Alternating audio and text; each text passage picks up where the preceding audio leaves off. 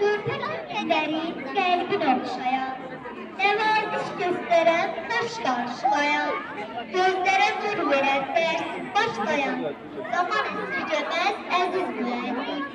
Eğrini, düzünü ilk önde gören, insanlara düz yolunu gösteren, zekasından gelen nesle pay veren, atadır, anadır, aziz ilme deyim.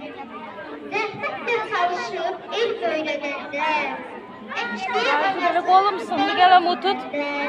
günlərlə qazanıb ömür sürəndə, bir ümid duyar əzizlər.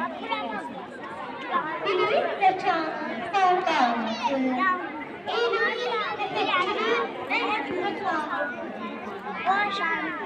Özəskər səmanın sənsə meyrası, qəlblərdə tam duran əzizlərdir.